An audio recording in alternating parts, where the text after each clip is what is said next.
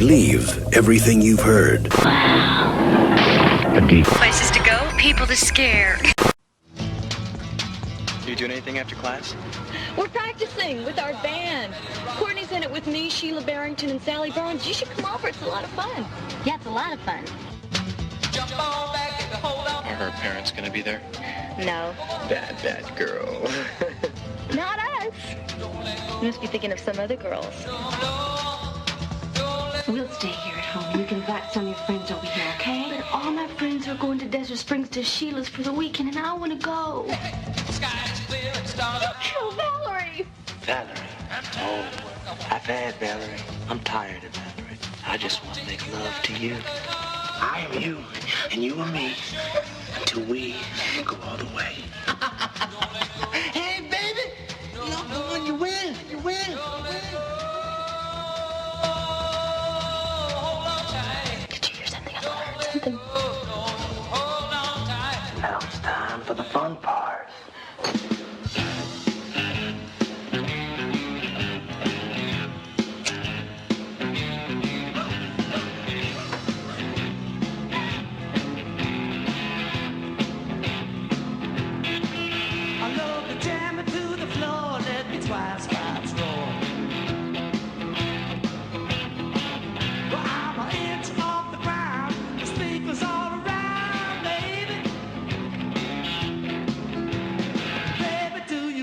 My sound, let's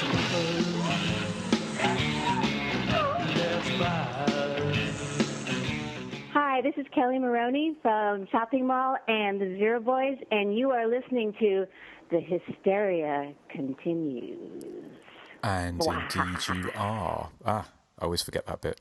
But and indeed you are. Welcome back to The Hysteria Continues. We've been away for our summer holidays, but we are back with a buzz for this thriller killer sequel. Slumber Martini. Slumber Martini. Oh, that'd be nice, wouldn't it? Martini Massacre Part 2. Yes, I could do that. I did that last night. But anyway, as you can probably tell. But it's episode 127, and we are back. And we're headed for the slumber party this weekend. And Erik, are you hankering for some sky in the pie? Pie in the sky, even. My goodness. You are hungover. Yes. Because what I want most is pie in the sky. So yeah, obviously I'm gagging for pie in the sky. Excellent. Well, I'm glad to hear it. And Joseph, are you hankering for some pie? Yeah, I always say love the one you're with. Fair enough. It's good to get the gang back together. And Nathan, how are you doing? I'm doing very well. I want a lot of things that money can't buy. Exactly. So, yes. So, yes, we are going to be doing the slightly bizarre sequel to the Slumber Party Massacre, another listener pick. Do we know who picked this? Which one of our dear listeners chose this gem for us? I think it was one of the Alishans. Yeah, okay. I think it was Michael Alishan. Okay, well, thank you, Michael Alishan. We will be coming on to that as we usually do a little bit later. Before we do, let's talk about what we've been watching recently, because we haven't recorded for quite a while, about a month, is it? Yes, if not more. If not more. So there's probably quite a lot to catch up on, but let's see what people have been watching. Erik, how about you? Do you want to go first? Okay, well, I haven't been watching that much, to be honest. I did watch Stranger Things, which you were all buzzing about on the last time we spoke, and is all I can say. Oh, Erik. It's just further proof that just TV series are just not my cup of tea. I mean, I just don't see what the fuss was about, to be honest. For the first 3 episodes, I was like, this is awful. This is, I'm not engaged in this at all. I'm finding it really, really boring. And if it had been any longer than 8 episodes long, I would have given up at that stage. Now, it picked up for me from episodes 4 to 7. I thought they were half decent, but then the final episode I didn't like at all either. So, no, just TV series just aren't for me. They aren't for me. I mean, I don't like American Horror Story. I didn't like Walking Dead. I didn't like Sopranos. I didn't like Lost. You know, they just don't work for me for some reason. Again, with Stranger Things, I felt it would have been a good 90-minute movie, but they've stretched it out to like 7 hours, and it was just, yeah, I just didn't care in the end. I'd lost all the will to live by the time the episode rolled around.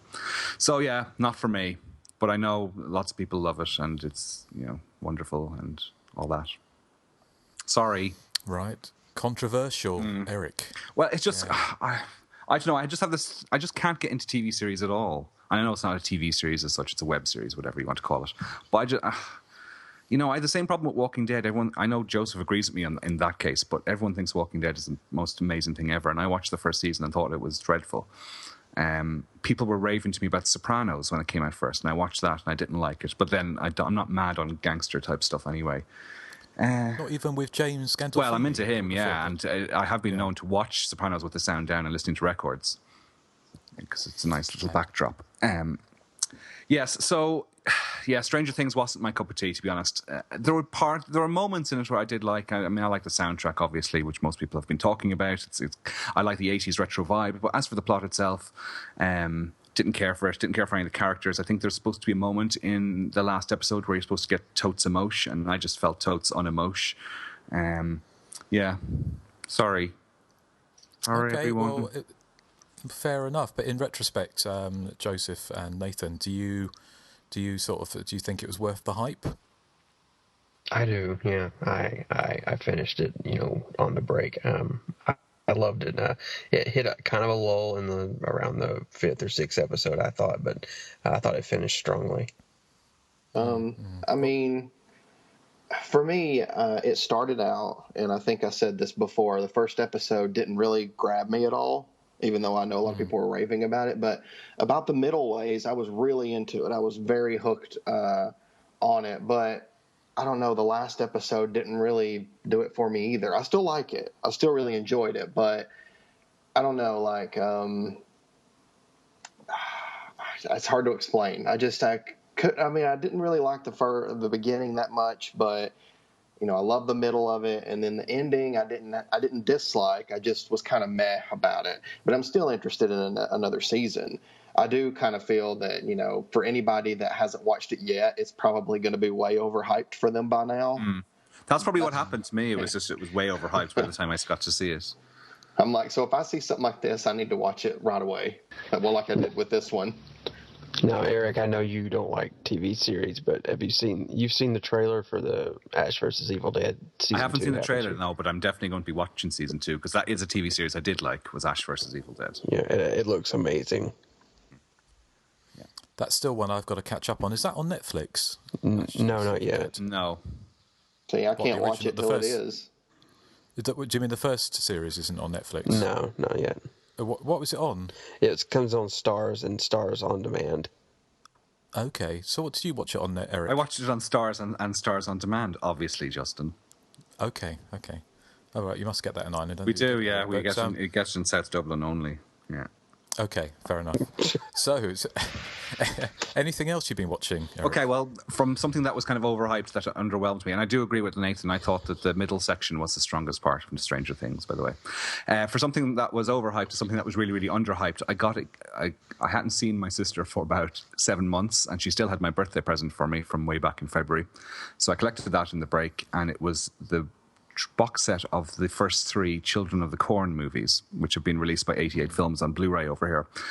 Now, I'd only ever seen the first one, which I wasn't a big fan of, from what I could remember. I'd never seen the first 2 sequels, or any of the sequels, to be honest. So I've watched those 3, expecting them to be pants. Now, the first one isn't great. The second one was quite good. The third one was surprisingly really, really good. I would be interested to hear if Nathan has seen it, because I'd say it'd be right up his street. It's completely bonkers, and it has some screaming Mad George special effects in it that are really weird and completely out of tone with the rest of the movie.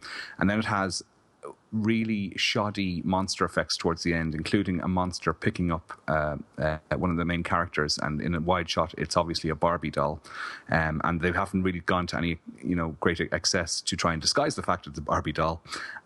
So the special effects veer from weird and wonderful screaming Mad George stuff to sort of B-movie Plan 9 from Outer Space special effects, and the whole plot is just mental. And I was not expecting to really, really enjoy Children of the Corn Part 3, Urban Harvest, as much as I did. So, things that you expect to be absolute rubbish that turn out to be half decent can sometimes be, I have to say I enjoyed it more than Stranger Things, which I think I'll probably be put in prison for, saying that I preferred Children of the Corn 3 to Stranger Things, but I did.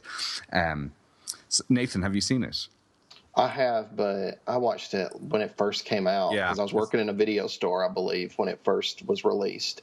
And I rented it and loved it, but it's been a long time. Yeah. Because the second one apparently got a limited theatrical release, because I was chatting to our friend Meep, Michael Ferrari, about the Children of the Corn series, and he said that he saw part 2 in the cinemas back in 1991. I always assumed it was a straight-to-video thing, but I think from 3 onwards it was straight-to-video. But I'm warming more and more to 90s straight-to-video stuff, early 90s, because it was stuff that I really dismissed back in the day. And maybe like in 20 years' time, I'll look back on Stranger Things and think it's the most wonderful thing ever. And what was I thinking? Because opinions can change, which is something I'll be discussing later on in this episode. Okay. Oh. Intriguing. Yes. So, that's the cliffhanger. Well, thank you, Erik. Is there anything else? I've probably seen lots of different stuff. Do you know what I had not the misfortune to watch, because it wasn't that awful, but Batman vs Superman, the extended cut, which goes on for 3 hours. I was at a friend's house and they had it on, and I mean, I've spoken before that I'm not mad into superhero films. Now this one, it got awful reviews when it came out in the cinemas 4 or 5 months ago. So I was expecting it to be awful, but to me it was no different to any other superhero movie. Like, I just really cannot tell the difference between what's a good and a bad superhero movie, because they're all the same to me. I totally agree with you. Yeah, so I don't understand why this one is hated, whereas something like The Dark Knight is loved, because to me it's kind of just the same thing again. But maybe to the untrained eye, I don't know. But no, I wouldn't recommend it, because it is 3 hours long. Oh my God. Oh God, well that sounds painful. So yes, we shall avoid that. I don't think anyone. I'd rather watch the 3 hour. Now, and this is honest. I'd rather watch the 3 hour extended director's cut of Boarding House, which I still want to get. Really? Yeah. Well, no, I enjoyed Boarding House, and to watch the 3 hour version sounds kind of appealing. Well, yeah. I mean, you get to see Jim fantasize about the women some more. Yeah, and there's more probably solarizing VHS special effects as well, and just think that's just added. Early 80s fashions, added big hair across the board, because all the women in that movie seem to have giant hair. I love especially the killer. In my mind, only one movie can get away with having an exorbitant running time, and that is Fatal Frames. Oh, Fatal, yeah. Oh. I remember discussing Fatal Frames and saying we wouldn't have cared if it had gone on for another hour. Yeah. Because it was so brilliant. Yeah. Excellent. Well, thank you, Erik. Joseph, what about you? What have you been watching? Wow, I haven't really watched that much either. The other night I watched a movie called The Loft from 2014. It's kind of a Hitchcock, Brian De Palma kind of low renter about these 5 guys who basically go halvesies or fivesies, as you will. On this loft apartment, so they can kind of have they can cheat on their wives and all that stuff without getting caught. And basically, they find a dead girl in there, and it hate when that happens. Yeah, it becomes obvious that one of them is the murderer, and this is a pretty. It's like for the first 45 minutes, it's like really effective and really like gripping. But then it just becomes just so muddled with flashbacks and twist after twist after twist that you just kind of lose track of the plot. So it was just, by that point, I was just trying to force myself to finish it. And so I really wouldn't recommend that unless you're just kind of, have nothing else to watch, which I doubt's ever going to happen. But anyone seen that? No, it sounds like one to avoid. Yeah. I mean, like I said, it's okay. It could have been a lot better. The only other thing I watched that I can remember was a movie called Gridlocked. It's kind of an assault on Precinct 13, kind of another low renter in that aspect. This one was actually really good. Really, really, really violent. Basically, just this cop gets saddled with babysitting this actor who's doing community service, kind of like The Hard Way with James Woods and Michael J. Fox, but a lot more violent. And so they go to this police training compound, and I guess he's just trying to, keep the kid occupied, and it gets taken over by a bunch of terrorists, and it's kind of like Die Hard meets Assault on Precinct 13, but extremely bloody and graphic and constant, bone snapping and just bad one-liners. Just a lot of fun if you like that type of film. Cool. That sounds good. I haven't seen that one either, but yeah, excellent. So is that your lot? Yeah, it's really all I can remember. I've been so busy lately. No worries. Well, thank you, Joseph. What about you, Nathan? Well, like Erik and Joseph, I have not seen that much, and I mean it's Big Brother season, and that's like 3 episodes a week, so it takes up a lot of my time. It's only 3 episodes a week in the States. It's on every night over here. Really? As in the UK version, sorry, not the American version, but yeah, see, they show it every night. I've heard that Celebrity Big Brother can be very entertaining for people that like Big Brother, of course. If you don't like it, then I doubt you'll enjoy it no matter what. But this year, I know they have Ariana Grande's brother on there, and I absolutely hated him in Big Brother here in the States, so there's no way I could stomach watching him again. So as far as movies go, I watched my Texas Chainsaw Massacre, but we've talked about that one plenty of times. I don't know that one. I have to watch it every year. That's another movie Erik hates. Erik tries to go against the popular crowd. I think I have my period. Erik said he didn't hate it. I didn't say I hated it. I like the first half of it, but I don't like the second. Erik said he likes it until the kidnapping and torture. And then it becomes too screamy and loud and gives me a headache. Kind of like the Susie and the Banshees album. Oh, Erik. Some things never change, Justin. You sound like Sid James. Sorry? You sound like Sid James. Evil mastermind when you laughed like that, Erik. Yeah. What did Justin say? Also, to prep. I said you sounded like Sid James. All right. To prep for Slumber Party Massacre 2, I had to watch Slumber Party Massacre 1 because, as you both know, it features 2 characters from part 1. It's not the same actresses, but same characters. There's a seamless transition from part 1 to part 2. Yeah, because I'm so sure that because when I was watching part 1 again, I was thinking, okay, they're saying Courtney was 12 years old in part 1. There's absolutely no way I think that actress was 12 years old. Absolutely not. But in part 2, they try to say she was 12. It was like Gabriella Carteris in Beverly Hills 90210, who used to play Andrea Zuckerman. Yeah, for the longest time, I thought she was somebody's mom. She's like Brenda's mom or something. But then was she the one I didn't watch in the show wheelchair at first. I don't think anyone was in a wheelchair in Beverly Hills 90210. Are you sure that she wasn't in a wheelchair in like an episode or 2 or something? She had the glasses, didn't she? She had the glasses, yeah, and she was the head of the... she had the dentures. Magazine. She had the dentures and everything as well, didn't she? I know she had like big frizzy hair. I don't remember. I never watched that stuff, Erik. I do. I did. I did back in the day. And that's a TV show I am on board with. Well, I was going to say, yeah, come on, Erik. Yeah, I do like some TV shows, and I like Fame. You're gonna live forever. I am, and I'm going to learn how to fly. Hi. Aside from that, I can't think of anything else really. I mean, I've just watched a lot of stuff I've already seen. There hasn't been a lot of, I guess, what I'd call movies that would been released lately that I'd be super interested in. Did you go see Lights Out? No, I do want to see it, but I didn't go see it. I'm seeing it on Tuesday night. Have you seen it, Erik? No, I think it only opened yesterday, didn't it? I think here. No, I haven't been to the cinema in a while, so there's been a few horror movies that have come and gone since that. I just have to wait for DVD. I mean, I've been to the movies, but nothing really scary. I haven't been to see a scary movie since The Purge election. Oh yeah, you spoke about that in the last one, I think. Yeah. Yeah. So I mean, because we went and watched Sausage Party, but that's a comedy. I'd like to see Sausage Party. I don't think it's getting great reviews though, but I think the trailer looks hilarious. I liked it a lot, actually, but I will say... Oh, you've seen it, have you? Yeah, a woman got up about midway through the movie in a theater and left because she was so offended.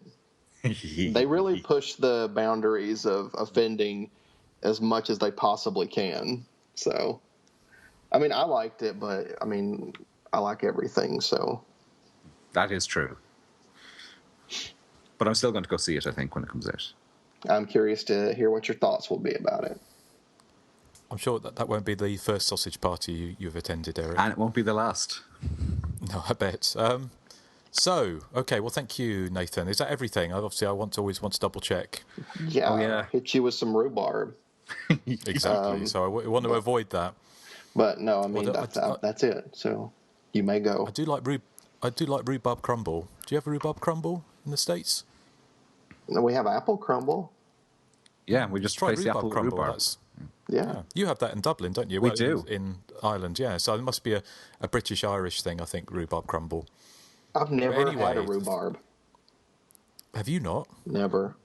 I've never had Really eggplant nice. either. Oh, well, you're not missing anything there. Yes, Eggplant, aubergine. Ugh. I'm afraid of eggplant. Have you seen Student Bodies? A girl gets killed with eggplant. It can be dangerous. How does she get killed with an eggplant? Just from eating its disgusting taste? Well, we don't see it, but the killer is advancing towards her holding an eggplant, and she's screaming, "No, no eggplant, no!" And then later we see her dead. Mm-hmm. But anyway, enough of this fascinating vegetable talk. Yes. This is the kind of thing that wins us listeners and all those accolades that we've yet to come. Yeah. Perhaps. But no, thank you, Nathan. I'm just going to talk about a few things I've seen. I'm pretty sure that none of you have watched this yet. You probably won't. But when we finished Stranger Things, we were away in Spain, watched it on Netflix, and then we started watching the Scream 2 TV series. And it's just finished, it's got a Halloween special coming up, obviously in Halloween. But season 2 I thought was much better than season 1. It's a lot of fun. It's as silly as season 1, but it's there's a lot of kind of classic slasher movie things going on in it. I take it none of you have watched it. No. It's vastly age inappropriate in considering that everyone. It's typically they're all supposed to be playing 17-year-olds, just like they are in Slumber Massacre 2, and they're all about 45. But it's got a lot of fun. Each of the episodes is named after a classic slasher movie, like When a Stranger Calls, or after classic horror movies. I think there's The Orphanage, When a Stranger Calls, April Fool's Day, and things like that. But it's it's a lot of fun. It's a lot of fun, and they're doing a Halloween, a 2-hour Halloween special. But do the episodes have anything to do with the films they're titled after? Kind of, yes. They can The Orphanage takes place in an orphanage, and there's one that takes place in an asylum, and sort of various things. Like I think it takes place in an asylum, but there's kind of loose links. One of the weird things, if anyone's watched that series, what's weird is a lot of it revolves around one of the characters works at a cinema where they're showing classic slasher movies like When a Stranger Calls, and it shows When a Stranger Calls on the kind of the awning at the front. But all the posters in the film and in the main character's bedroom, who's Noah, who's based on kind of the Randy character from the films, is like the horror nerd. All of the posters in the series are fictional horror movies, so they're all made up, including at the cinema. All the posters are all fictional, whereas they keep on referencing real slasher movies and horror movies. And I don't know why, if that would be a rights thing that they couldn't show posters from other films, but I can't see why that would be, because they're promotional items, aren't they? So there wouldn't be any copyright on them. I don't know why that was, but yeah, I thought it was a lot of fun. The last episode was really, took place in an abandoned orphanage, and there was kind of slashings going, people being chased around cinemas and things like that. So it's a lot of fun, a lot better than the first one. Had different writers. So if you do have an interest, or then if you want your kind of weekly slash movie fix, then that was, I think, is worth a punt. Because I tried to watch the first season and I was kind of bored, so I just kind of gave up on it. So I guess so you're saying it is worth like suffering through the first season to get to the second season. Suffering, yeah. Well, harsh. I mean, yeah. I mean, what I might suggest doing, I mean, there's some great kills. I think the first season gets better towards the end, and the second season ties up. It's linked to the first season, it's the same characters, but it's just a lot of fun. I just thought it was a lot of fun. It's not as kind of, it's still quite teen, maudlin, things. But there's loads, it's just loads of references to classic slasher movies and chases around schools and running past lockers and just kind of there's scenes where people are being chased around a carnival and fairgrounds at night and things like that. So it's, I don't know, it just kind of, I just thought it was a lot of fun. But I can imagine a lot of people would hate it. But it's probably worth another punt. Okay. But that was that. And then I saw, as we've already talked about it, so I won't talk too much about it. It was Holidays, which was the anthology film. Which is that the one that keeps appearing on Netflix? It's terrible. I didn't mind. I think because I went in with low expectations. I thought some of it was because, as with any anthology, and there's a lot of anthologies are only like 3 or 4 episodes.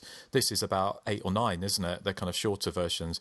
What I kind of liked about it actually is something that I think a lot of people don't like about that kind of movie, or not that kind of movie, but that kind of the way they present it. Because what they do is they end on an ambiguous note for many of the episodes. So there's things that happen.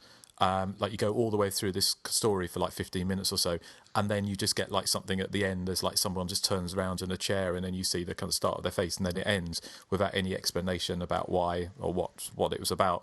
Now, I kind of actually quite like those kind of ambiguous kind of endings that leave you to kind of fill in the blanks. But I can understand why a lot of people don't like them.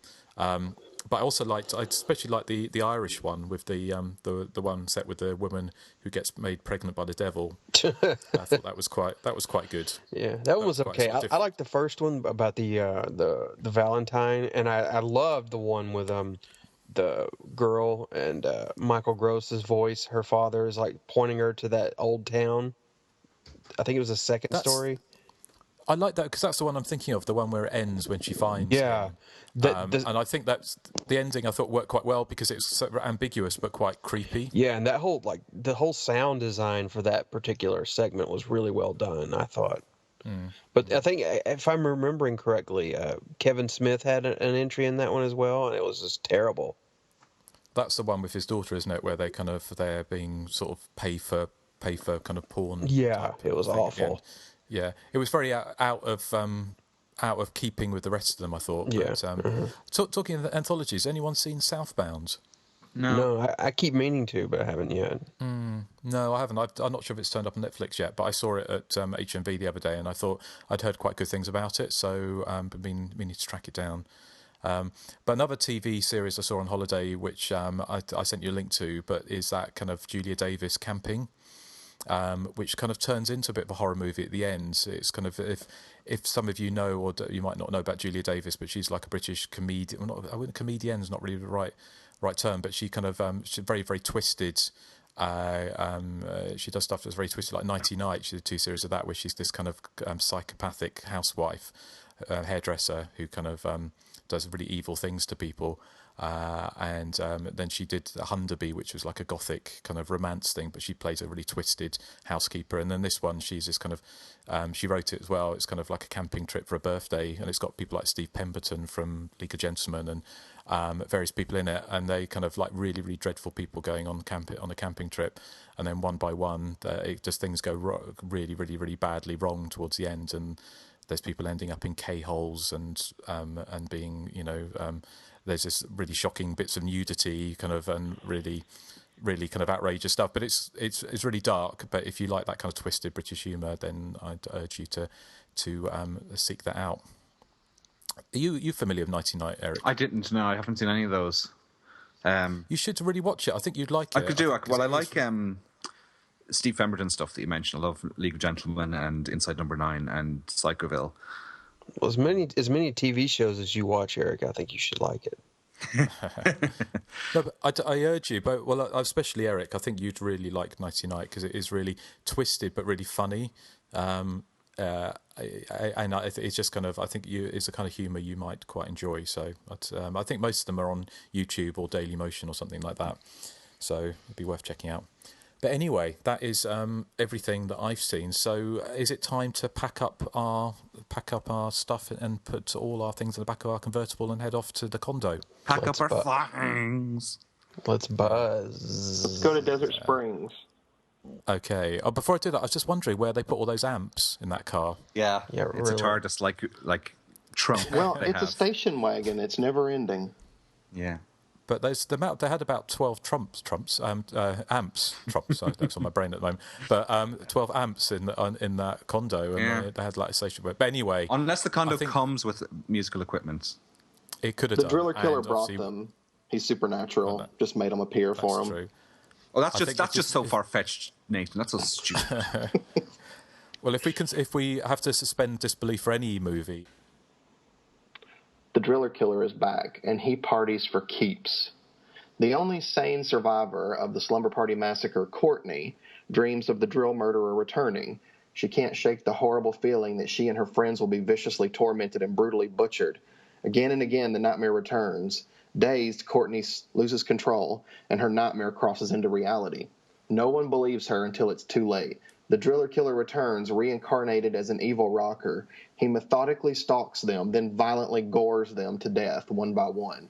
Mixing elements of Nightmare on Elm Street with Texas Chainsaw Massacre, only the fittest can survive in the Slumber Party Massacre 2. That's the back of the video synopsis, and I don't fully agree with it, I guess, right off the bat, because I know it says the Driller Killer returns reincarnated, but I'm like, I never got the vibe that this was supposed to be Russ Thorne from part 1. And it's a totally different attitude, in my opinion. I do like the phrase gores them to death, though. I guess that's how you describe it if you have a giant guitar drill, like, stabbed into you. I am a absolutely huge fan of this movie. It's probably easily in my top 20 movies of all time. I love all the characters, especially Sally. I think Sally is so much fun. She's the kind of person I would want to hang out with. And, we've said before that one thing that we hate is when movies put a group of people together who spend most of the movie arguing, and it just seems like, why do these people even hang out together?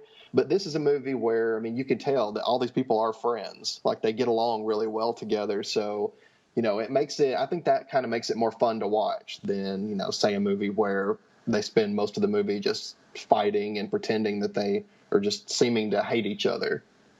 I think it's interesting to have the killer be this like 50s looking, or just like like I think in Eric's review he says like a Greasy's 50s style rocker, which is pretty much true.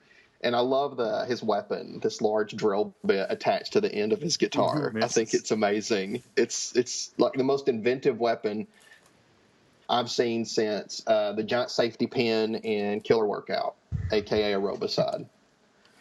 I love the scene where Sally's face turns into a giant pimple, because she spends several parts in the movie she talks about this zit on her face that's not there.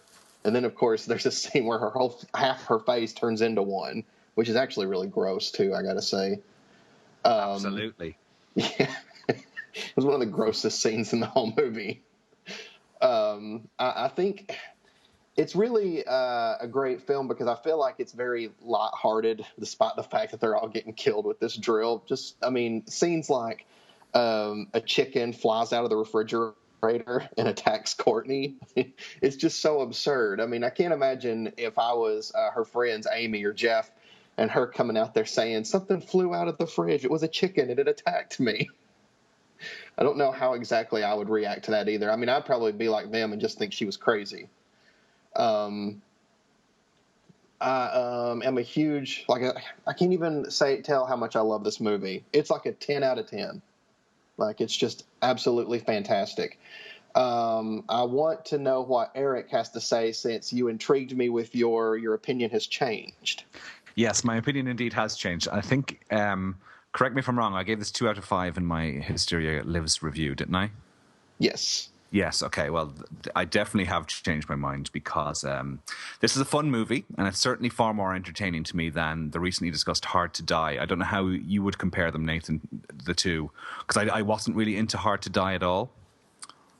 I love them both, but I will say that, Slumber Party Massacre 2 I rank above Hard to Die, even though I love both of them. Mm-hmm.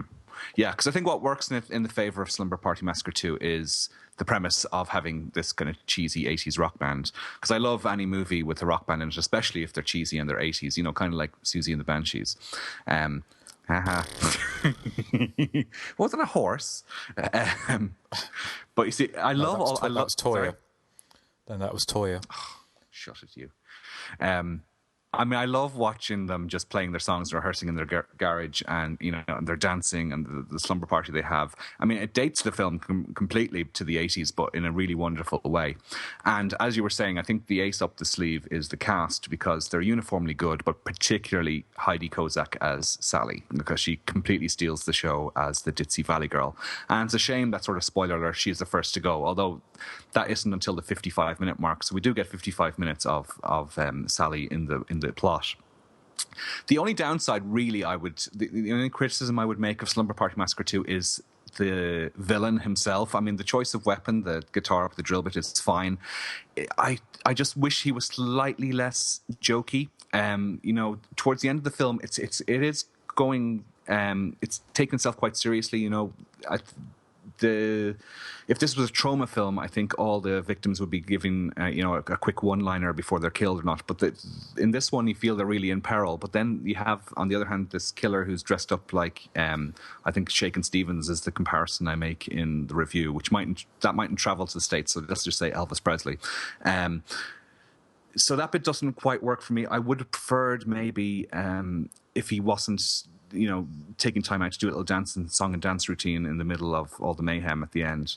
But I mean, that part of it doesn't bug me as much as it did back in the day when I reviewed this back in 2001 for Hysteria Lives. Because for me, back then, the second half of the film, I completely lost me, and that's probably why I was quite negative on it. But, you know, having sat through so many of Nathan's insane double bills in the recent years, it's made me appreciate films like Slumber Party Massacre 2 all the more.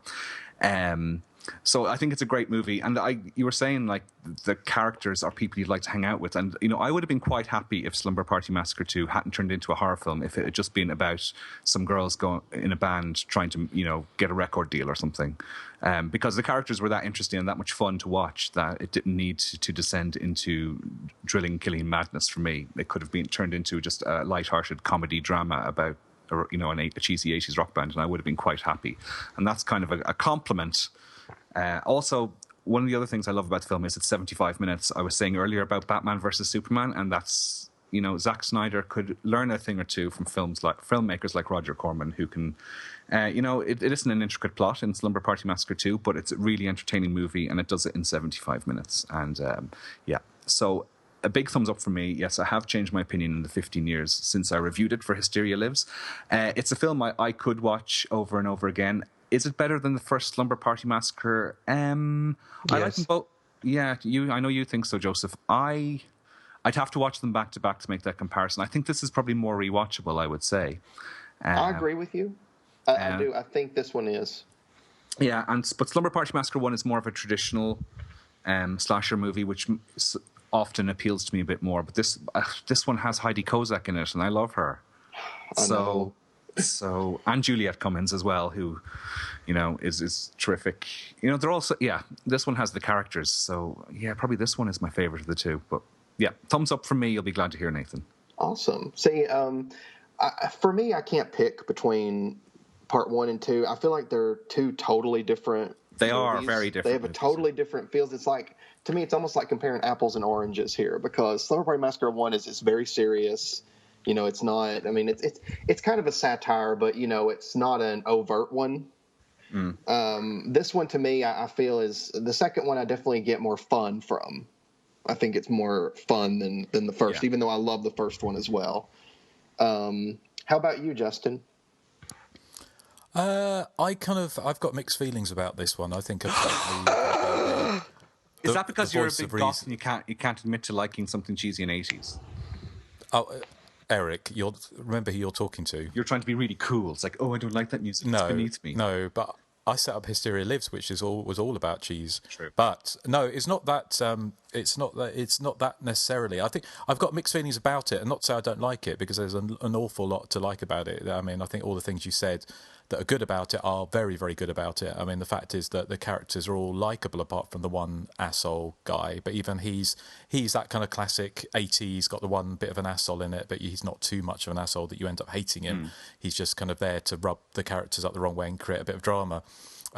I love the fact that they all get on together. I love all the beginning bits with all the girls together. They actually feel like they are friends and they're having fun, and that comes through. And the whole band thing is great. The Bangles-esque, as I think you said in the review, Eric, they're like the kind of slasher Bangles. All of that's a lot of fun. All of the very cheesy stuff, the silly stuff with the chicken and the kind of the hand instead of the burger, and all of those things, and the zit and things like that.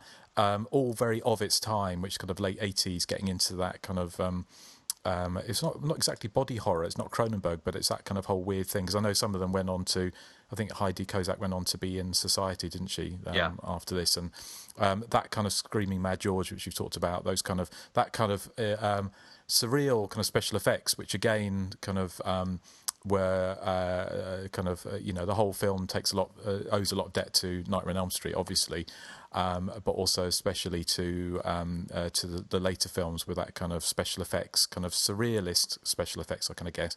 The only thing for me, I thought I like the idea of the killer being this kind of mad 50s kind of psychobilly kind of rocker who's killing them with a drill, and it's come so left field. It has its own charm. But I do wonder, part of me just wonders what the film would have been like if it had been your mystery killer with a drill turning up and killing them off one by one, without any of the kind of surrealist kind of Nightmare on Elm Street inspired kind of silliness.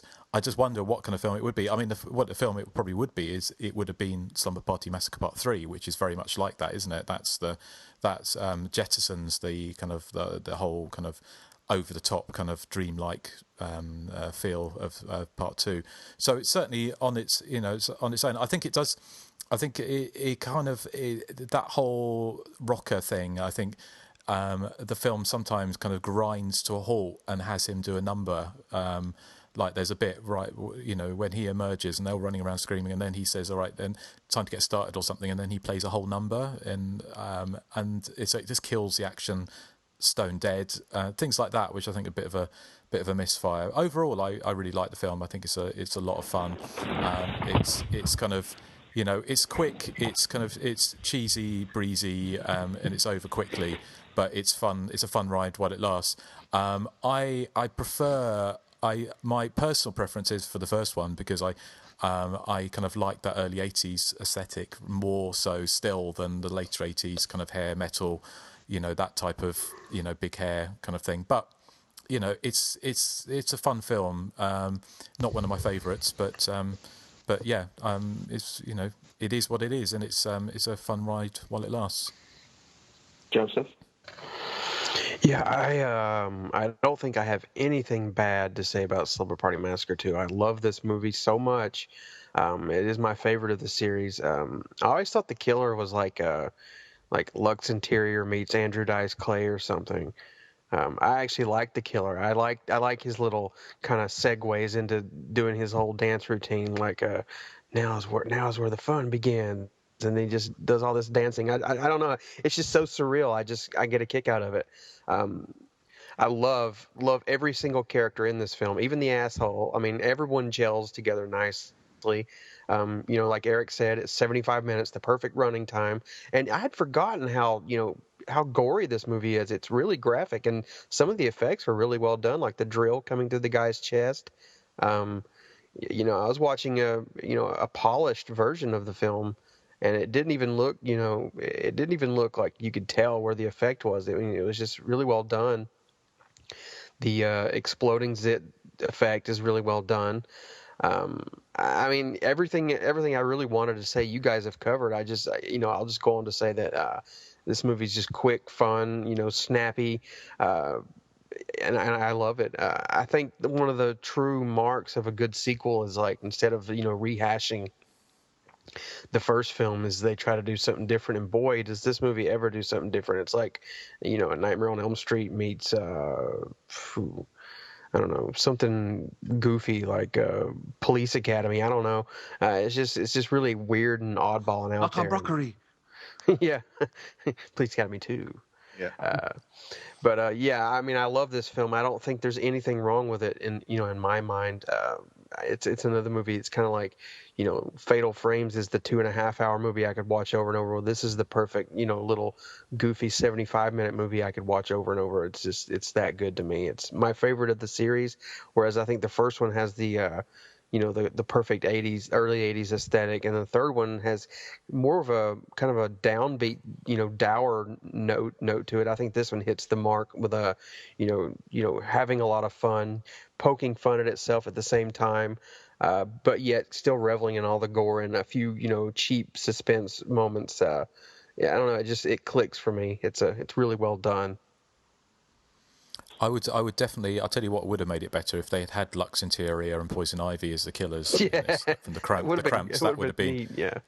That would have been really good. I imagine they would have done it as well if they'd been asked. And then they could have had a scene where the killer pushes one of the girls down the stairs, and they could have played Naked Girl Falling Down the Stairs. Exactly. Yeah. And then they could have had bikini girls with machine guns. Yeah, I mean, the possibilities are endless there. Well, maybe I wonder if that song was inspired. What's it called? Hard to Die. Bikini Girls and Machine Guns. Maybe it may have been. Yeah. Yes. So cool. I felt. I could. Oh, I'm sorry, Justin. Go ahead. No, it's all right. I loved. I thought it was. I loved the way that they played it pretty straight, and considering how much, with the main character have to say Sunday's my birthday and I don't want to go to a mental hospital, things like that. It's kind of admirable they played it all with a straight face. That was made me chuckle.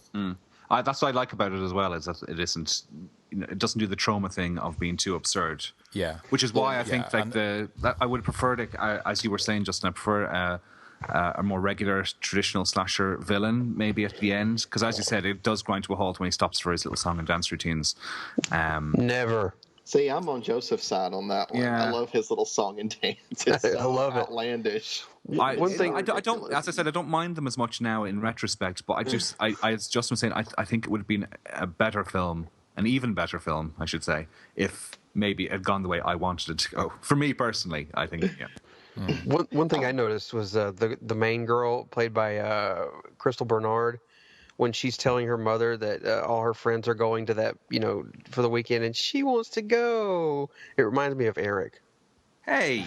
I'm not that whiny.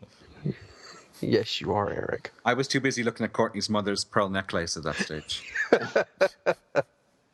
I knew that Erik would agree with me about Sally.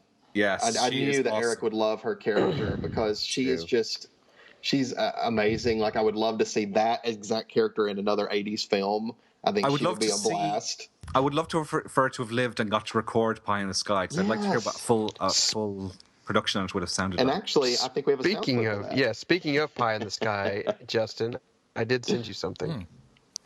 Oh, was it? I want a silver caddy with a Landau top. I want a sugar daddy with a candy shop. I want a lot of things that a money can't buy. But what I want most is a pie in the sky. What I want most is a pie in the sky.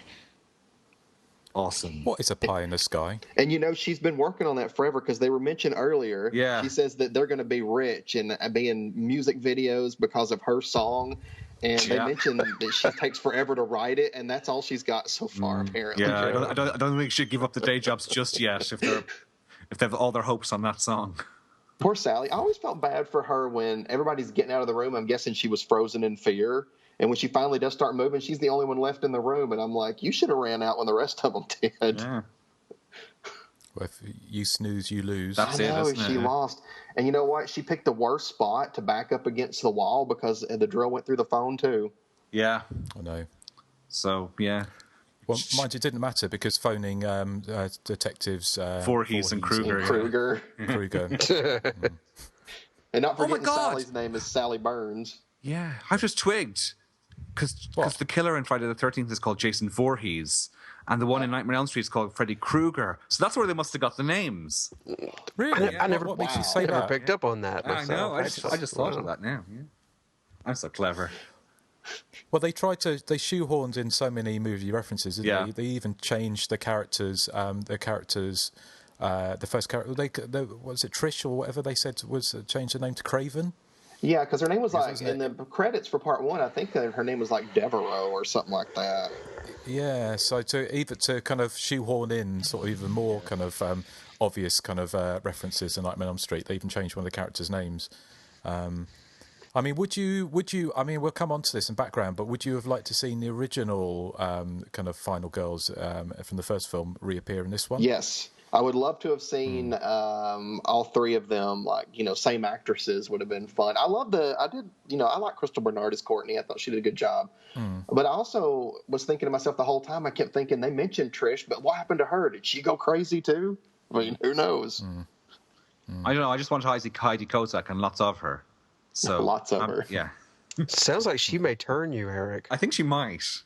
But only Have you seen her in Society, Eric? Yes.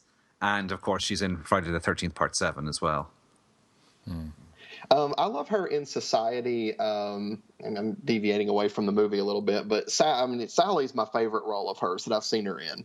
But in Society, I just love that, there's a scene where her boyfriend is telling her about some really crazy stuff that's going down in his life, and she's like, so you're saying we're not getting invited to the party?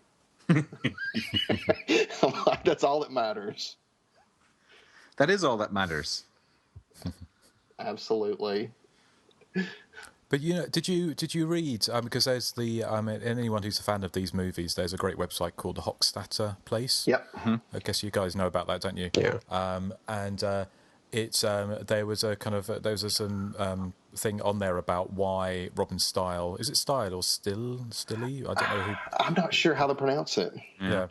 But she was meant to be coming back. Well, no, she said that her agents were negotiating for her to take on the role in the sequel, but they didn't want her in the end, and that was kind of one of the potentially one of the reasons why she kind of spiraled down into. Well, I read that as well. It's an unnamed source that said it because they didn't want their name revealed, but they said that Robin Style appeared troubled at the time, so maybe they were just like, we would like her, but maybe it's just too big a risk. Well, this would have been around the time that they did Sorority Babes in the Slumber Bolorama. She's in that. All right. And the rumor is, now all hearsay, is that she drank heavily on set. So it may have been like, alcohol issues. Because I think they said that there was a fight scene between her and Linnea Quigley where she, I think, actually did hurt Linnea Quigley in the scene. And I think she might have had a few drinks or something beforehand. That was kind of the rumor. But, again, that's just a rumor. I don't know that for sure. That's just what I'd read.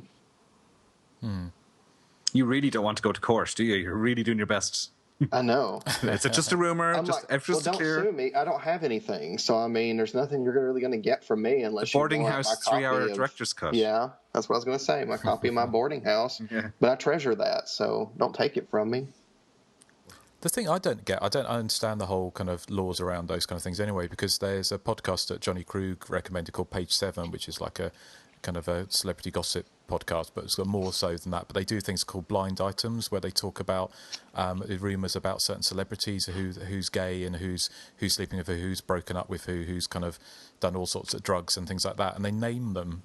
And so I don't know what they say John Travolta's done this, or sort of Gwyneth Paltrow's had this stuck up her, or whatever, and they kind of.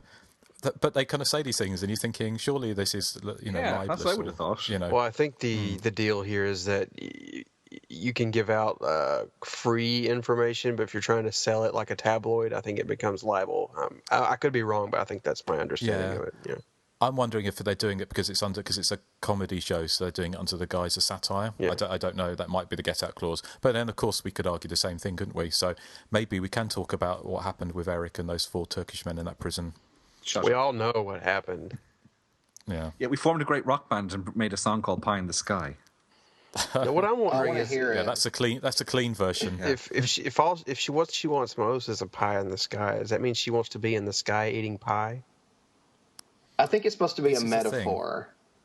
Pie in the sky is kind of like something that's not likely to happen, isn't it, Justin? Yeah. Yes, I think so. Yeah. So she just basically she's saying she wants something that's not likely to happen. Yeah. Which is quite a fatalistic point of view, isn't Did it? you know that Maybe Eric's review compared the melody of Pie in the Sky to a vacuum cleaner? Yeah, I know. Harsh again. Don't you feel bad? I do feel bad. Sally I apologize, Sally. Yeah. But one of the things I did want to ask was it doesn't make any connection or have any indication about where the killer came from, does it? No, but you see, what I think is like the film The Slayer, which we discussed yonks ago.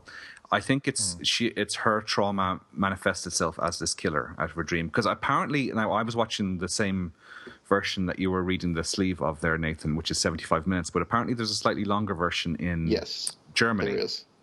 And there's a scene in that where you see that Courtney has a poster of the killer on her wall, so he's maybe seeped into her subconscious, and yeah. So I'm thinking it's like The Slayer, where the main character has nightmares, and the nightmares actually manifest themselves into reality.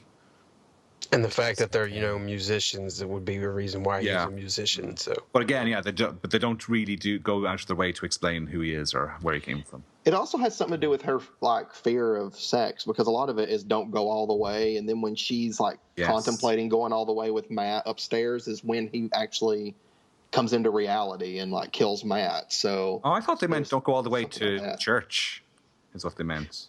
Oh yeah. Well, I mean, then why did the killer show up? Because they didn't go to church.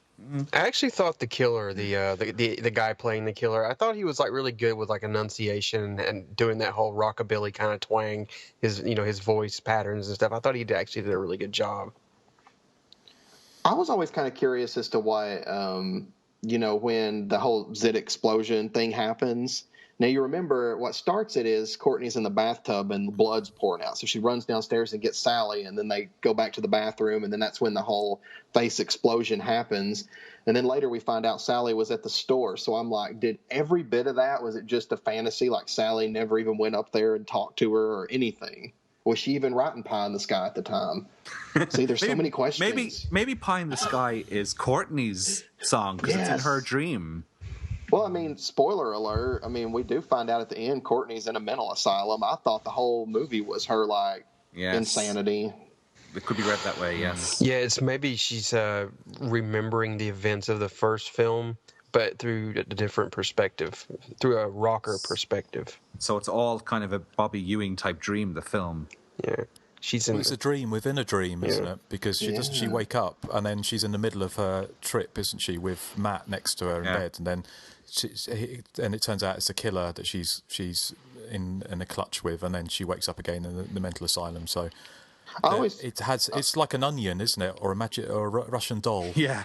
Slumber Party Massacre 2 is very like an onion. Very. I always took it as she'll.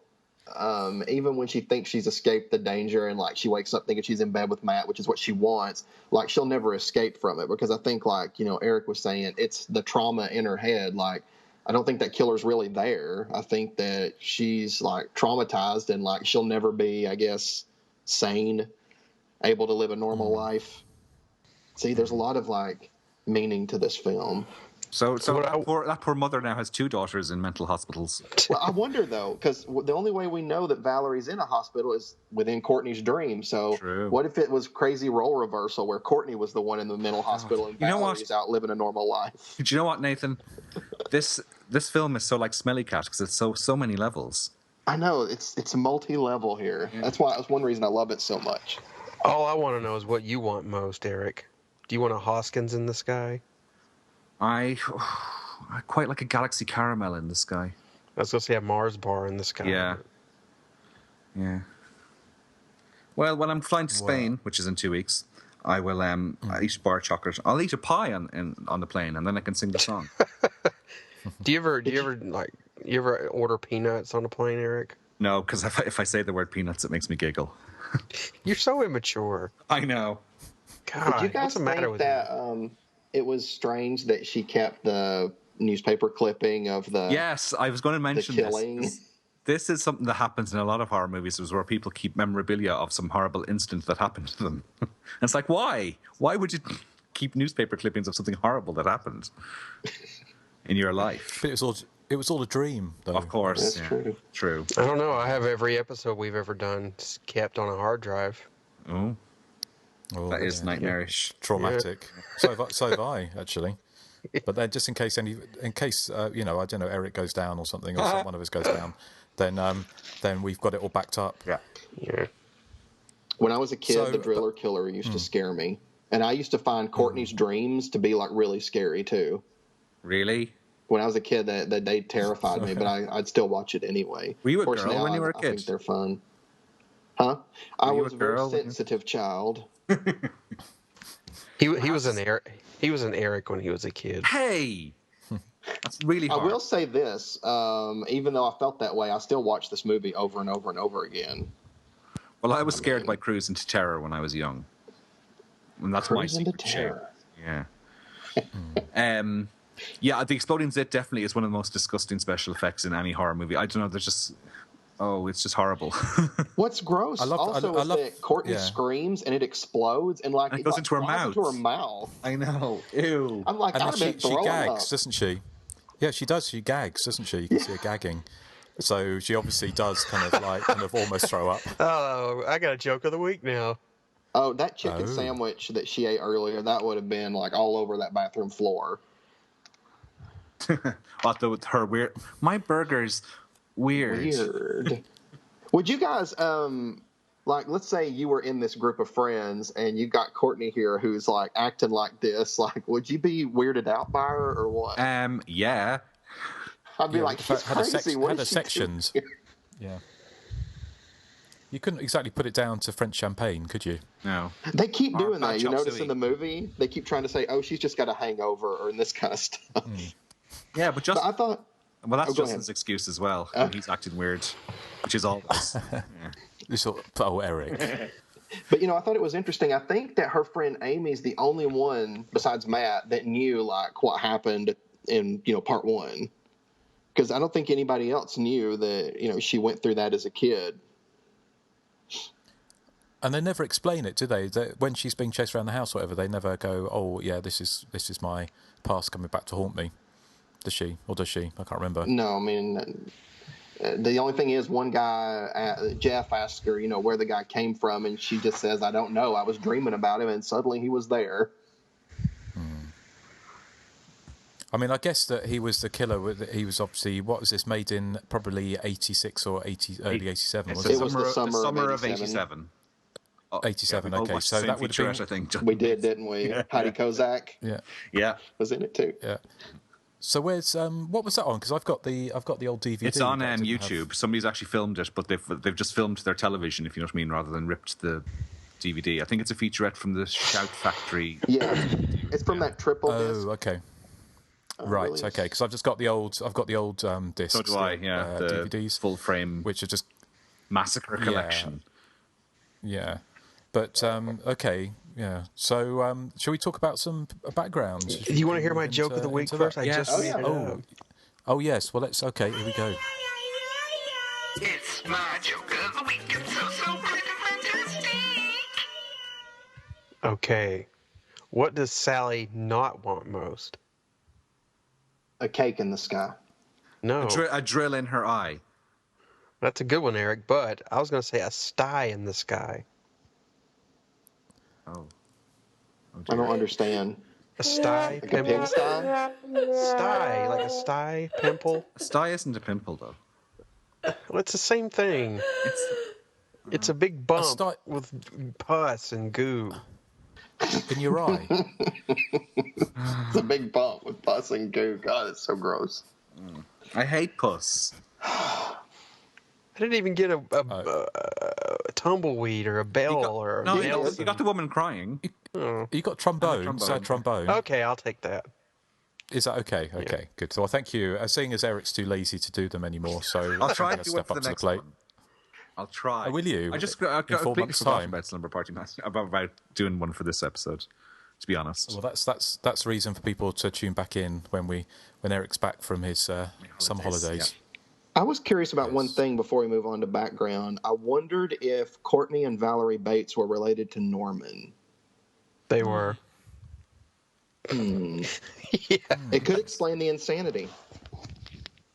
Well, I think there's a lot of in-jokes, wasn't there? And, of course, there was a link to the Psycho films, wasn't there, with some of the cast? Was there? Yeah, like Juliette Cummins was in a Psycho sequel and a Friday the 13th sequel. Yep. Exactly. And her top comes off in all of them. She was also in the very, very underrated Deadly Dreams from late 80s, 88. That's a good one. Yeah. Yeah. Well, that's kind of that's the background. I mean, who would like to go first? Nathan, do you want to give us some background? Have you got any background on this? It's your choice. I'm sure you've got lots. Yes, I do. Let's see. The songs in the movie, the songs by the girl band, were performed in real life by a band called Wednesday Week. Kimberly MacArthur, who plays Amy, was very upfront about not doing nudity because she was a Playboy playmate, in the early 80s. So her stipulation was she didn't want to, maintain that image. She didn't want to go topless in the movie. I looked her up on Google. Oh, did you? She's got huge boobs, which I didn't get that impression from the movie. Just thought I'd let you know. Well, she wears a lot of the clothing that she wears. It's like earlier in the band scene, she's wearing like the thin tie and like the jacket and the white, button-up shirt. They compared her to I think Annie Hall in the little featurette, but that was originally the look they were going to give Sally, and I'm so glad they went with Heidi Kozak's idea of letting Sally be like kind of the ditzy surfer girl in hot pants. Because that's Sally to me. So I'm very glad that they went that way. There was a consideration to have the same actor play both Matt and the killer, which I think that would have been interesting. If because if the killer was meant to be a representation of or a manifestation of her sexual anxiety. Yeah, and you know what? And I just thought about this. I think the reason that her sexual anxiety was so prevalent is, in part one, remember the reason Russ was killing them? He said it was because he loved them. So that's another underlying theme in this movie. Yeah, it's fear of the sex and love don't mix. Fear of the penis. Well, it was, isn't it? Fear of the penis, because the drill bit is meant to be, in the first film, it's meant to be a penis, wasn't it? Just said a bold word. It's deep on many levels, isn't it, this film? It is. It's a very intelligent film that people aren't really noticing because of the craziness. Totally like an onion and shit. Yeah, totally. That will go on the box sometime in some future years, I imagine.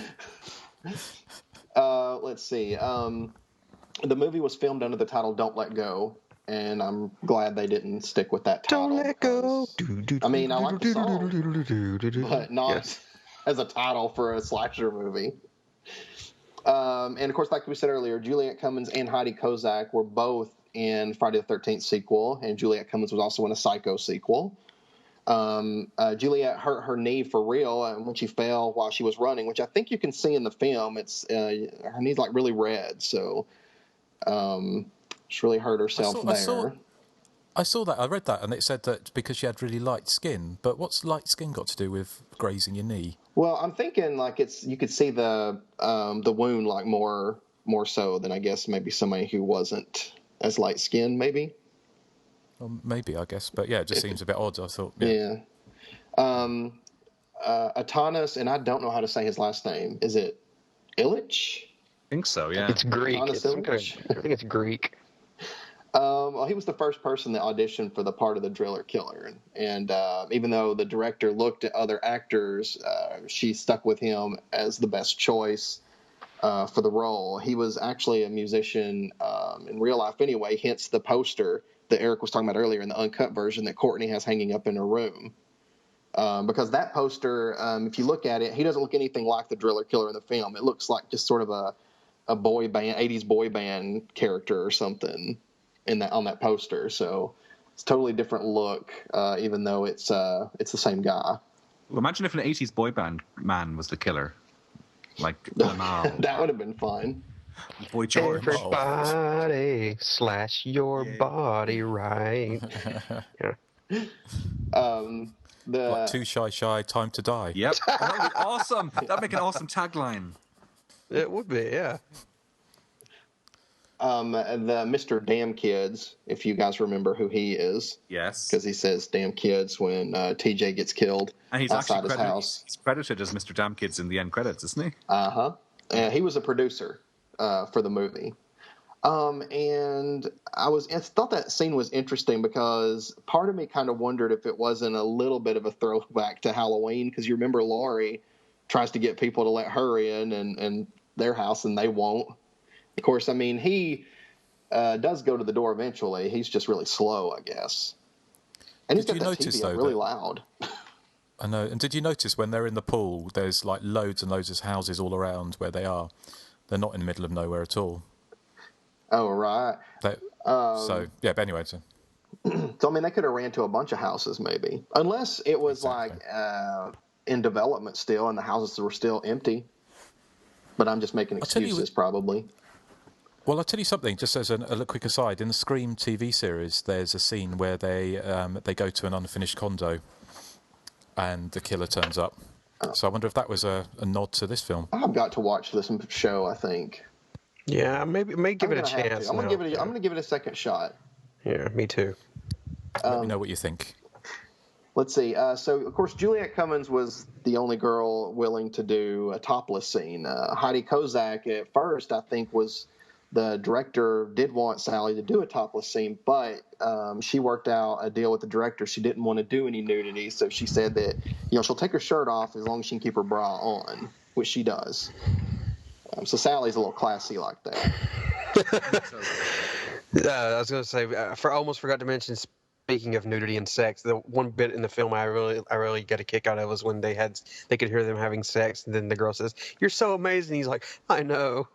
I forgot about that part, but yeah, he's just so cocky and ridiculous. Yeah. Like TJ, it's like I think Justin was the one that said it. That he is kind of the obnoxious jerk, but I mean, I still liked him anyway, just because he's just so over the top with the way he acts. There's even scenes like by the pool where they're just sitting before Courtney, is about to eat the hand sandwich, where he keeps nudging her with his foot, and it's really getting on her nerves, and you can tell. And I'm like, he's totally just that guy that just keeps pushing you till you want to snap. Erik, this I was particularly interested about you. What did you think of the book and the film, Hot, Wet, and Wild? Hot, Wet, and Wild, yeah. I think, did it win the Booker Prize one year, I think? Did you ever keep stuff like that under your mattress, Erik? No. I used to keep song lyrics that I wrote underneath my mattress, actually. You had Fat, Dry, and Hairy? Fat, Dry, and Hairy, yeah. Now, that is a book I would read. I'll tell you a scene they should have added. Sheila's pervert brother showing up to get his blow-up doll and getting killed as well. Now, did he leave that blow-up doll as a joke for the girls, or did he just accidentally leave it behind after giving it a really good scene too? I don't know. I mean, later, Sheila does call him a pervert, so... and she says it runs in the family. Yeah. A really good scene, too. Yep. That's what we say in these parts. I know. We say that over here, too. I just think it's funny. I'm sorry. Let's see. Oh, and of course, like we mentioned, Officers Voorhees and Kruger. I mean, that's an obvious, homage. Is this to what? To Jason Voorhees. Actually, Pamela Voorhees and Frederick Kruger. I've heard of them. Yeah. They were kind of famous, for a little while. But Officer Voorhees and Veronica Kruger, Voorhees. they're too busy at Denny's to help. Veronica Voorhees what you tried to trick me with once. Yes. Well, yeah. It was a Veronica Voorhees. And you kept saying, why does it say Pamela Voorhees on the tombstone in the final chapter? Yes. And I was getting quite agitated. I know, that's one of my favorite moments from the podcast. It's right up there with Justin saying the lead girl on the last Slumber Party was like a sponge. She's like a plank walking because she just sucks the life out of everything around her.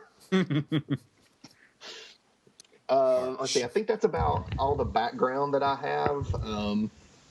There's a lot of background on this film, though. So, Okay. Well, Joseph, have you got anything for us? Well, Nathan pretty much covered everything. The only other things I have is it got a limited, well, I wouldn't say limited, but a moderate theatrical release through Concord, I believe it was, and then it was dumped to video on Nelson Entertainment.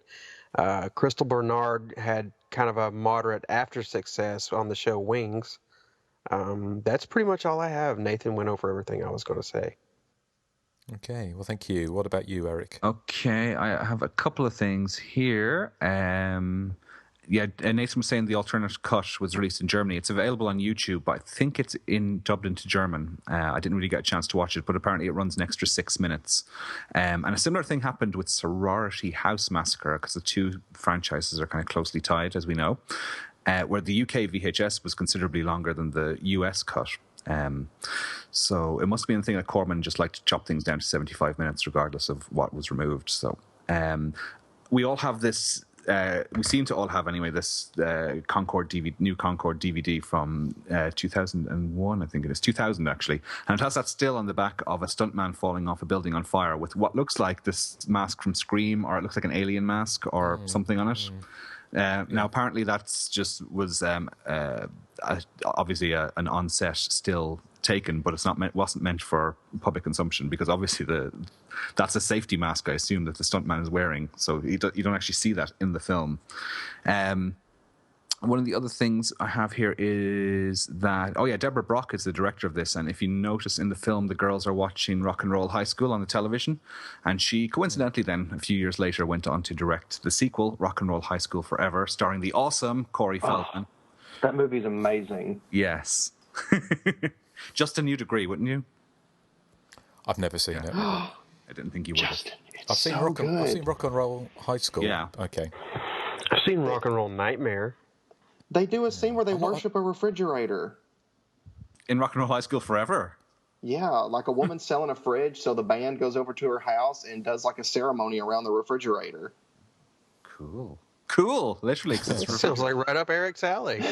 I have seen Rock and Roll High School Forever, because I did another podcast once with Meep about the two Coreys, and that was part of my research, was watching tons and tons of Corey movies, some of which was kind of a chore. I think I remember Eric's a commie. He's a traitor to our country. I know. Since he lives in the States, by the way. You didn't like it, Erik? I don't remember liking it too much, but I think I'd been watching about 6 or 7 Corey movies a day at that stage, and it was getting to me a bit. So maybe I'll rewatch it. I just don't understand how you love Corey so much and yet you hate The Burbs.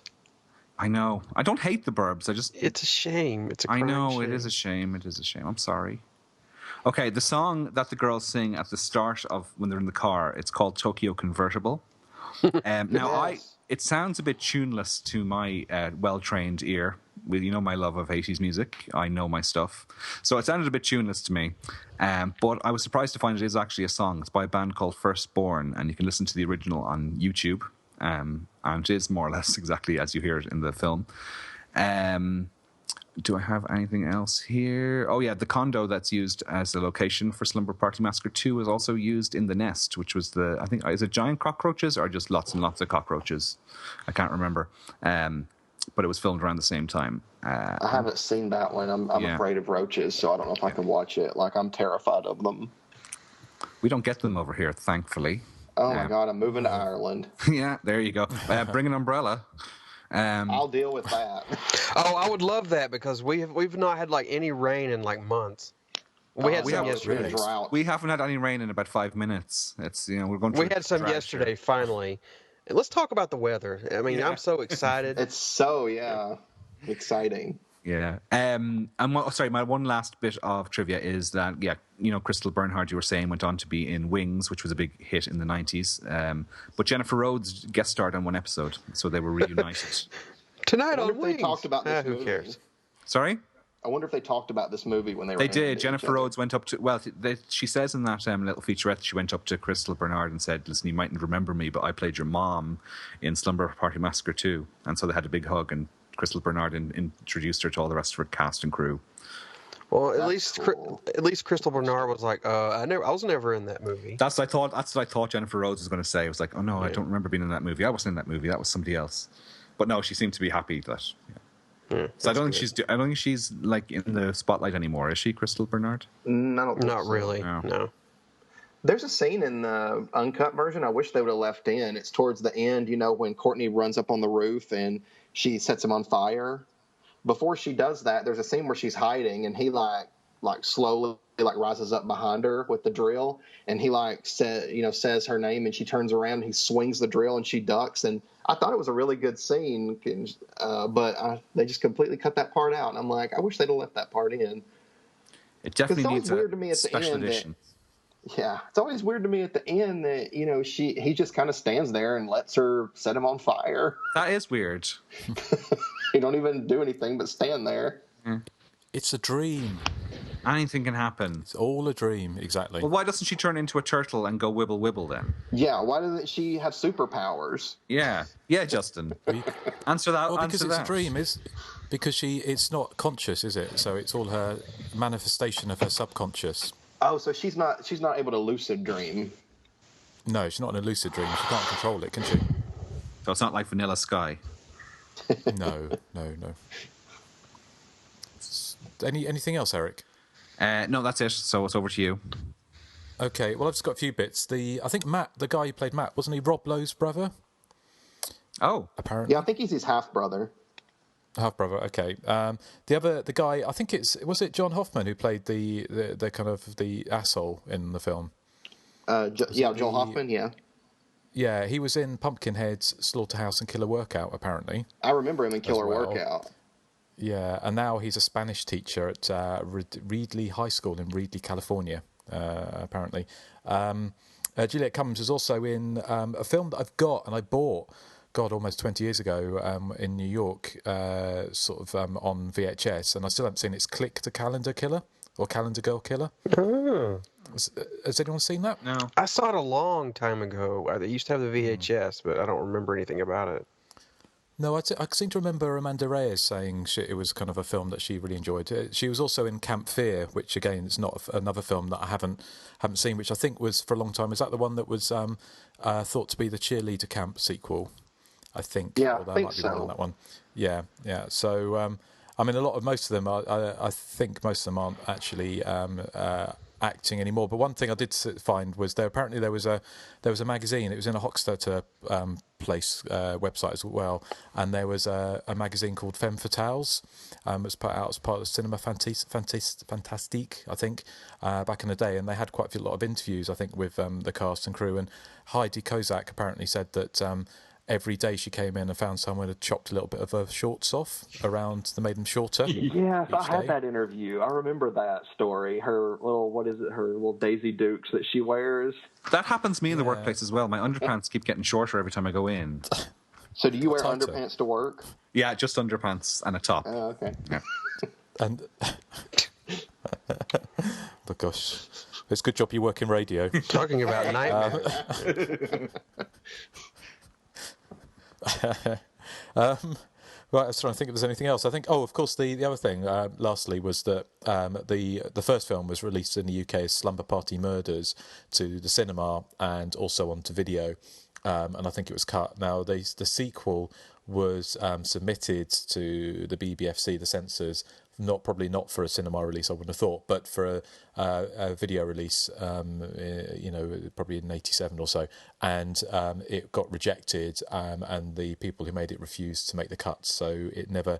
I'm not sure if it ever did get released on video in the UK. Actually, I'm not even sure if it's out on DVD in the UK. I don't think it did. No. I don't think any of them have, well, apart from obviously Slumber Party Murders back in the day, but I don't think any of them.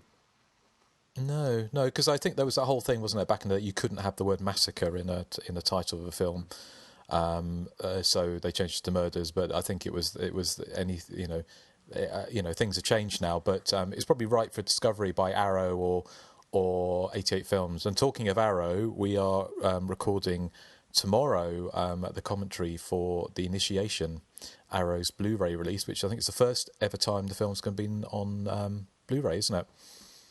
It's not on Blu-ray in the States, I don't think, is it? No, or is it? I don't think so. I think I'll just stick with the DVD.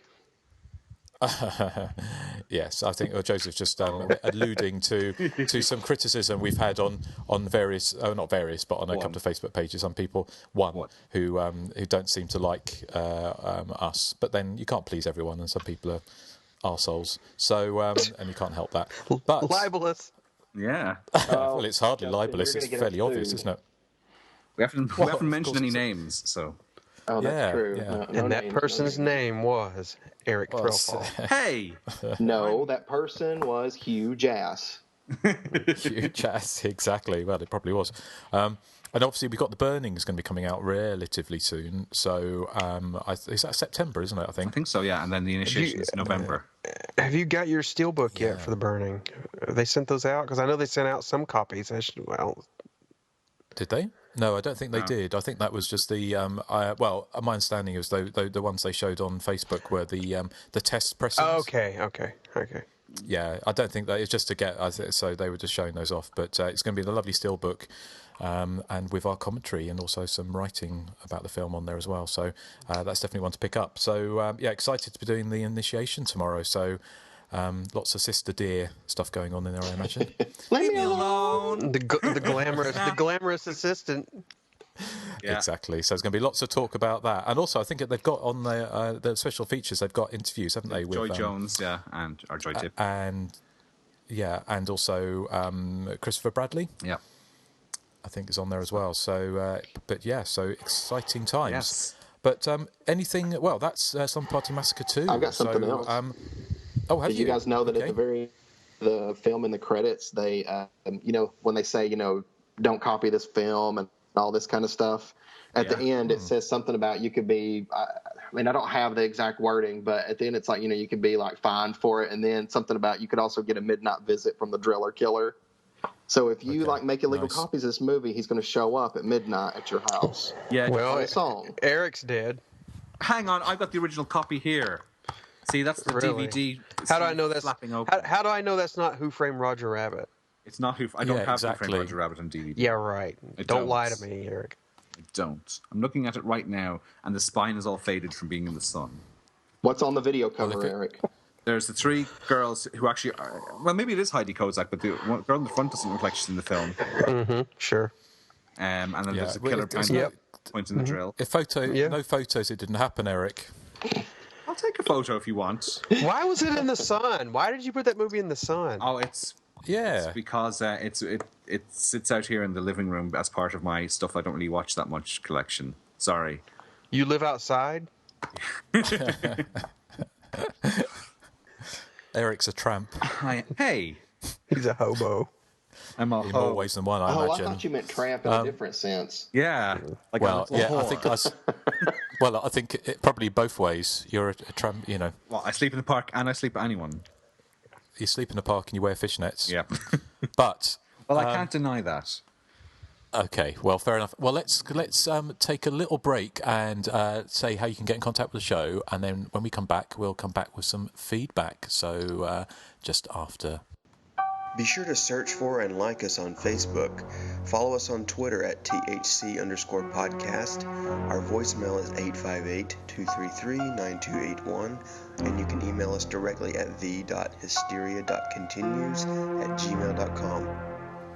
And yes, please do get in touch with the show. We'd love to hear from you. And because it's been quite a long time, we've got a bit of feedback. But before we do that, Joseph, do you want to regale us with what listeners have been talking about Slumber Party Massacre Part 2 on the Facebook group? Sure, I can do that. Well, thank you.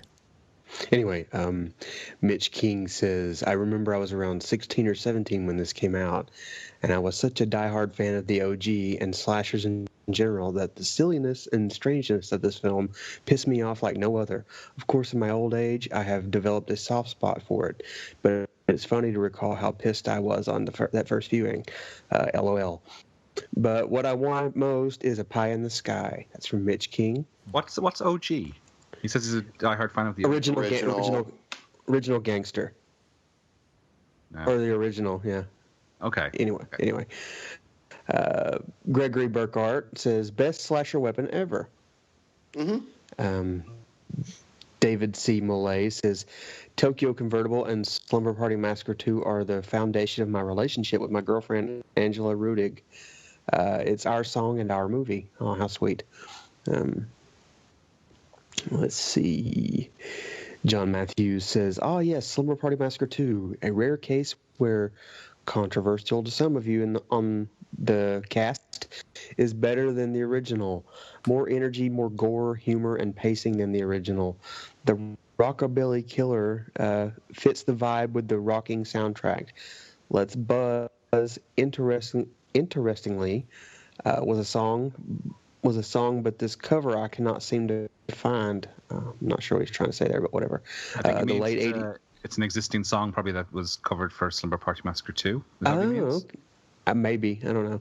But he also says the late 80s was a weird and wonderful time for the genre, and this film sums it up nicely.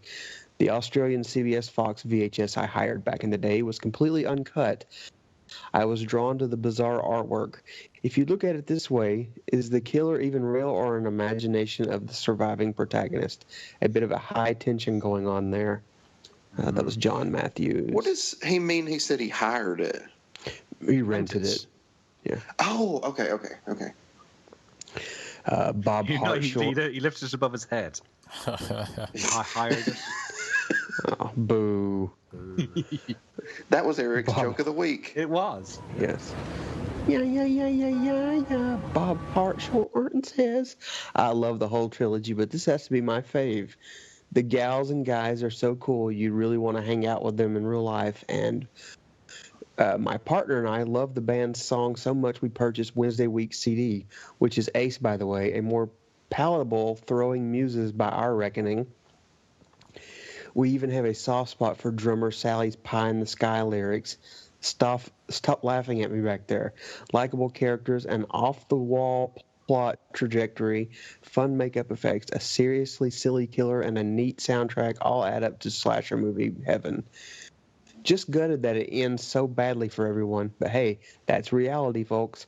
Oh, what's not to like? 9 out of 10. What's funny is that he's right. It seems like everybody's kind of got a soft spot for Pie in the Sky. I think we all do.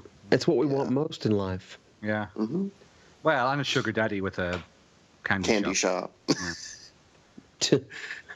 All right, where was I? Drew Russell says, a classic straight from the bottom of the celluloid dumpster. What a terrific, terrible movie. Why this movie isn't more infamous, I will never understand. It's got everything you could want in a late 80s Corman slasher.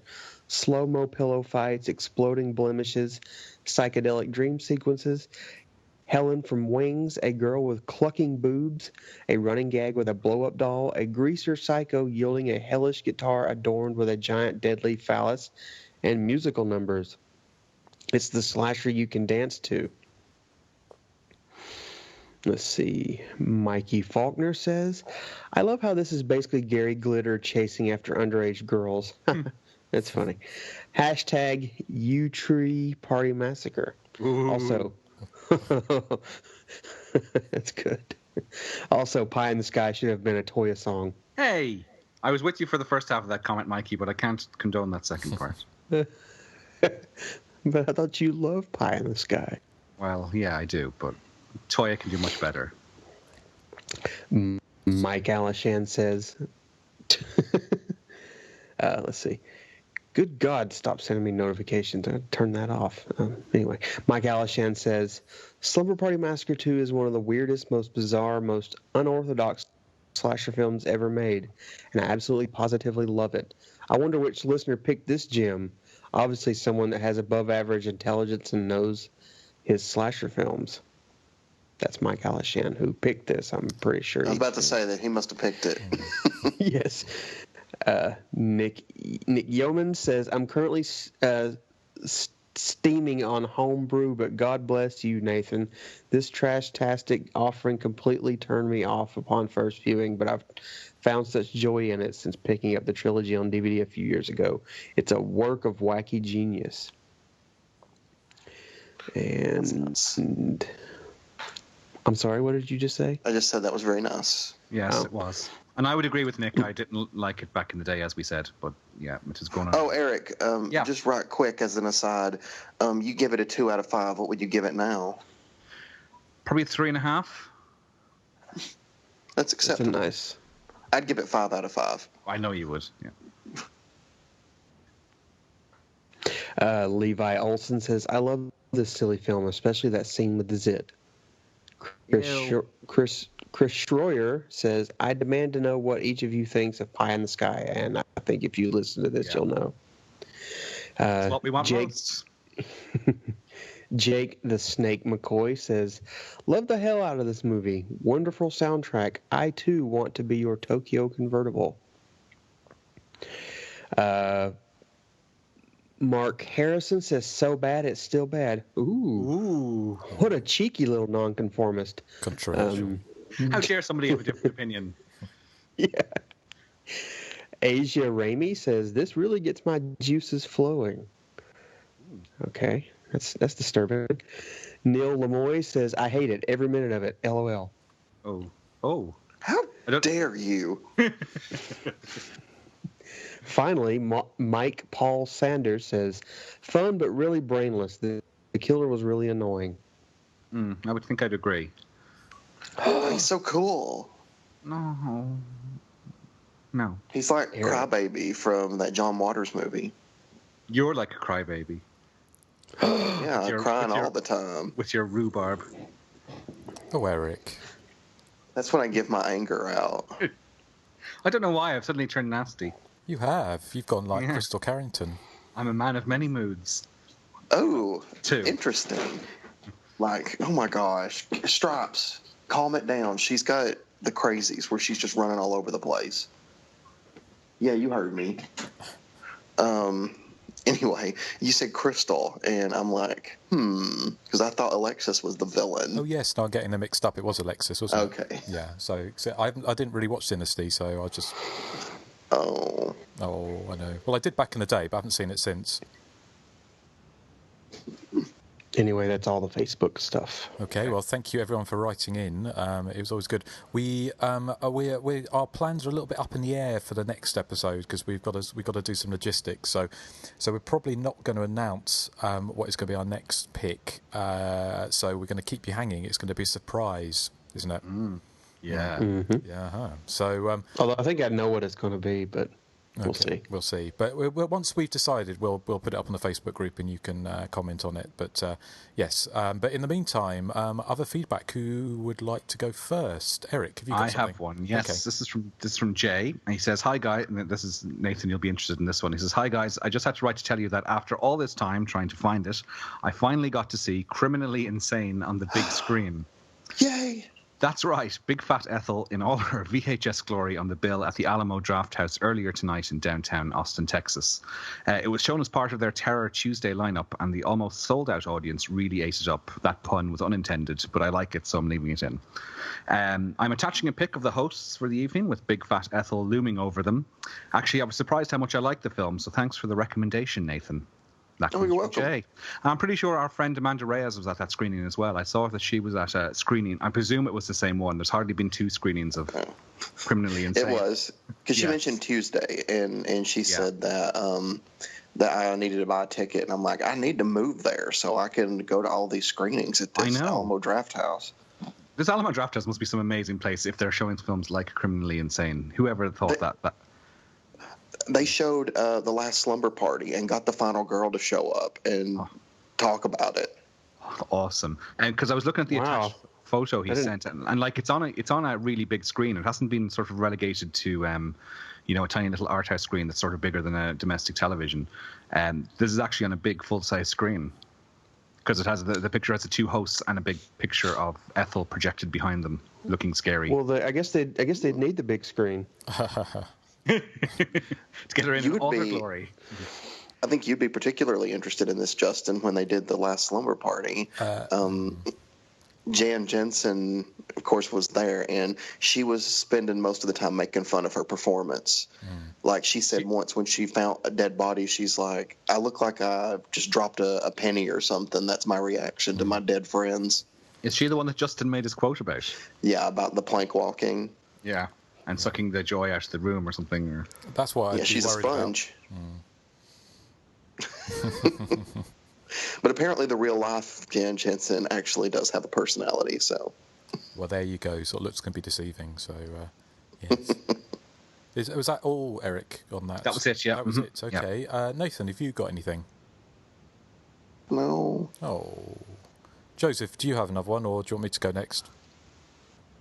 I don't have another one. You go ahead. Okay, let me just get it up. Oh. Okay. Oh, somebody sounds. I was hissing at you. It sounded like you were deflating that blow-up doll. There's a blow-up doll. Yeah.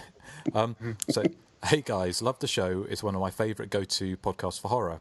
I don't know if you take listener requests. Unfortunately, well, we do, and that's why we're kind of locked in for about another 5 years. But a few suggestions for future episodes that I think you'd find interesting. I don't think you've done any of them yet. First one is Satan's Little Helper. I'd love to hear you guys do this, especially in October, as it's a great Halloween movie.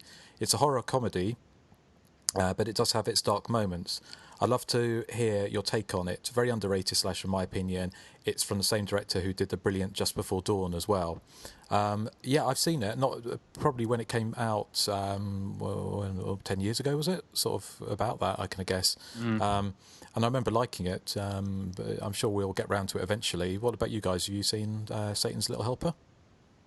I think it's probably the one film I have on DVD that I've never watched. Oh, really? Okay. Yeah, I do have a DVD of it, but I've never got around to watching it. Okay. I got it as a gift, sort of. So, and right. Yeah, because I love all of Jeff Lieberman's other films that I've seen. I love like Blue Sunshine Squirm, Just Before Dawn, obviously. So I must catch up. I kind of remember liking it, but I think I've only seen it once, and it's been a really long time. Okay. What about you, Joseph?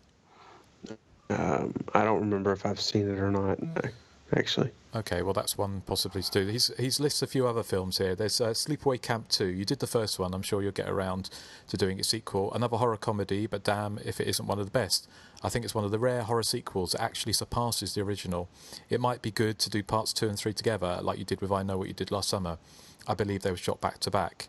He also goes on The Strangers, perhaps the best slasher film from the last 10 years, and Alone in the Dark from 1982. I don't think you've done this one yet, which is kind of surprising, actually. It would have been a great choice for a future episode.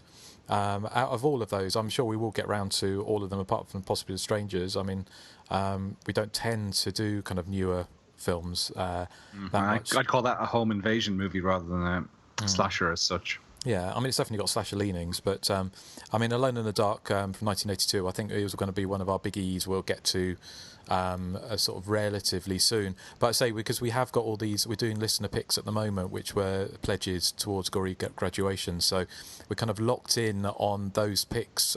We've had a few breaks in between, but we've got some big kind of slashers coming up on those, haven't we? Things like Final Exam, which I know people are still hankering over, which I'm sure we're going to get around to sooner rather than later.